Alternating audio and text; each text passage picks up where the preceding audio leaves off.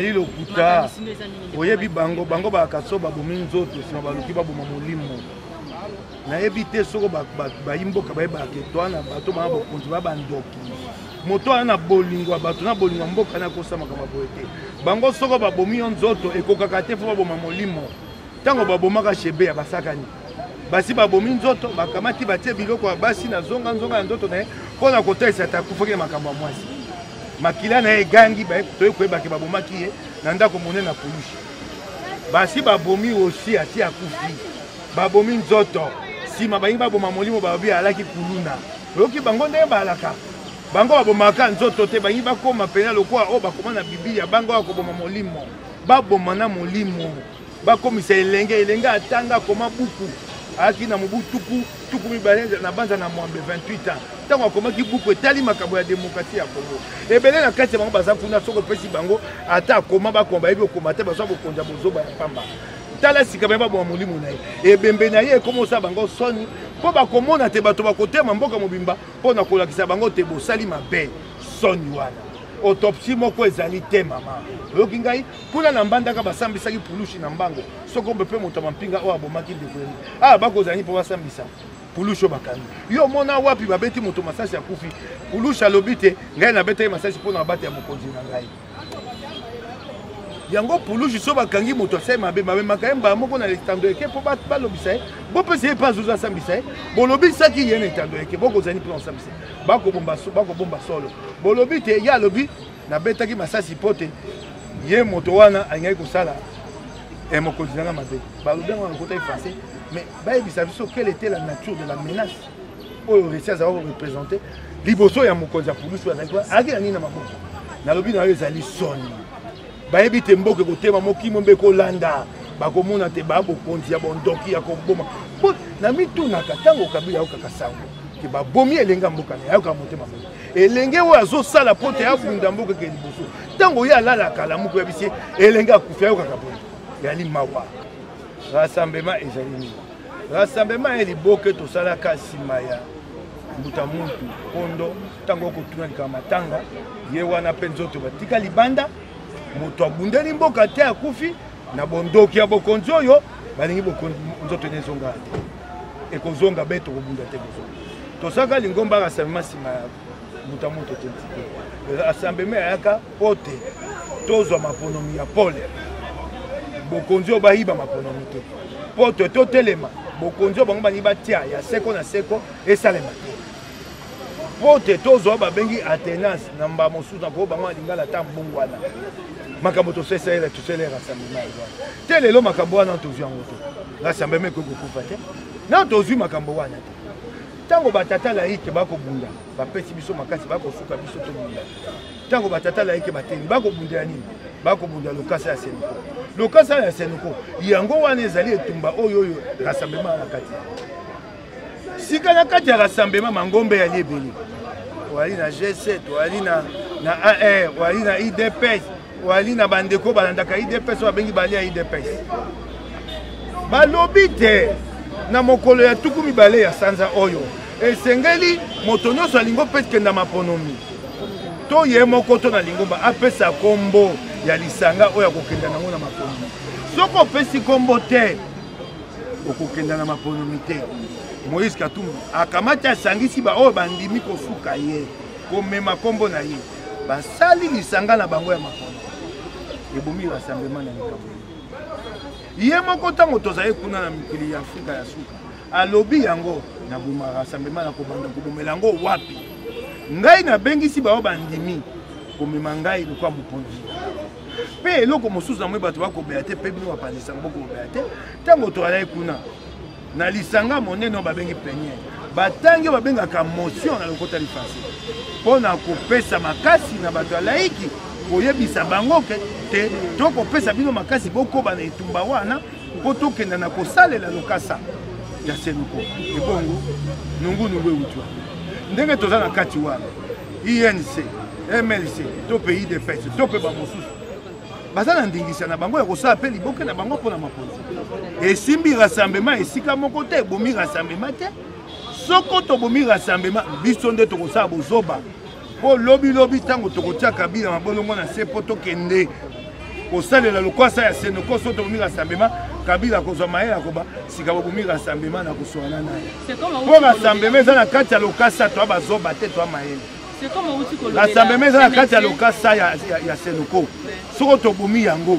etumba oyo batata balaiki baye kosalisa biso tokokumba yango boye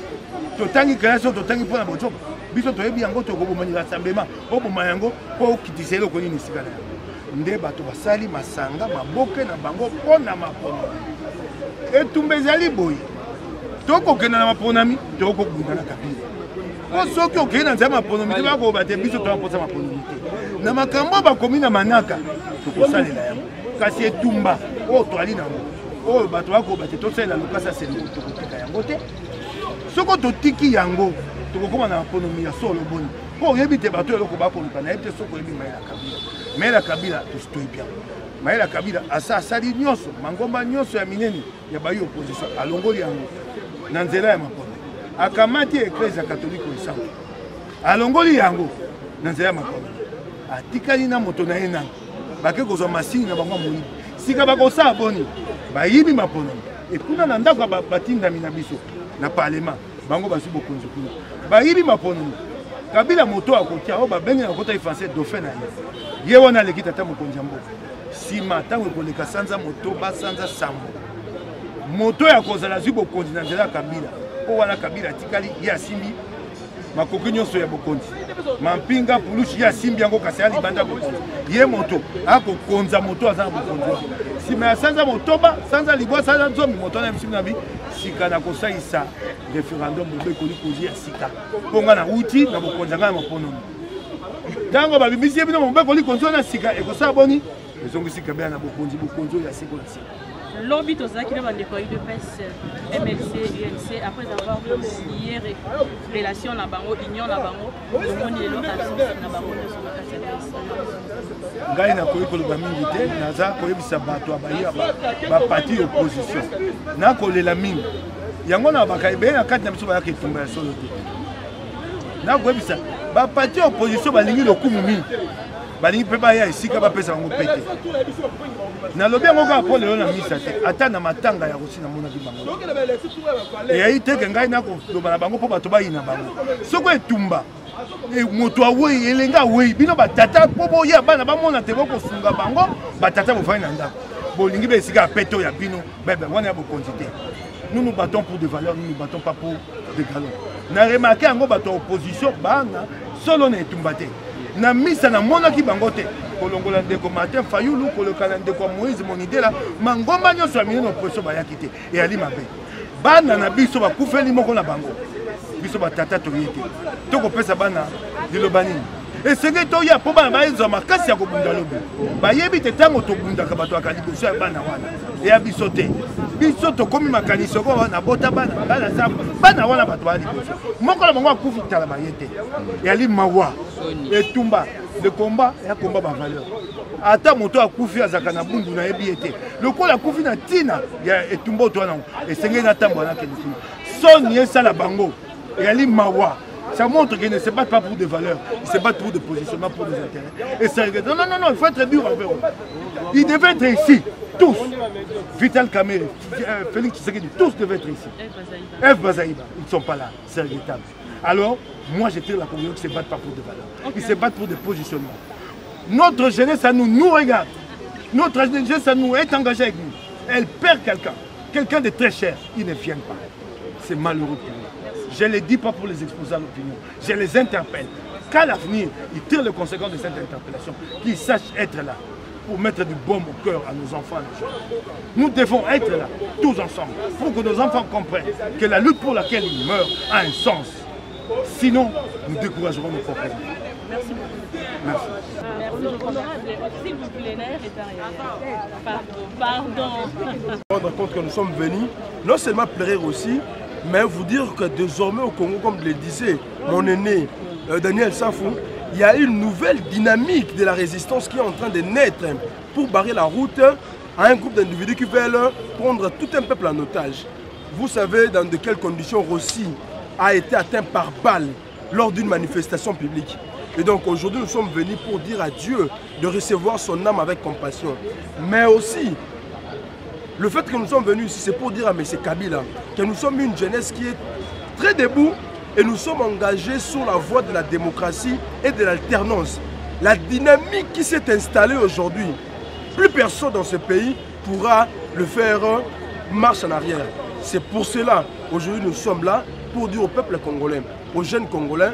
il faut que nous puissions nous débarrasser de la peur. Nous devons aller jusqu'au bout de ces combats, le combat de l'alternance et de la démocratie. Et donc, Rossi Tshimanga, nous implorons au bon Dieu de l'accueillir avec compassion et amour. Donc c'est ça le sens de la messe qui venait être dite aujourd'hui.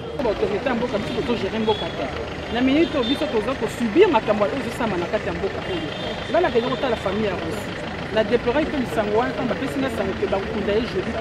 parce que pas et quand ma jeudi, que va vendredi. Et ça veut dire que passe. Mais tout le qui va avoir raison qu'il faut passer sur deuxième autopsie.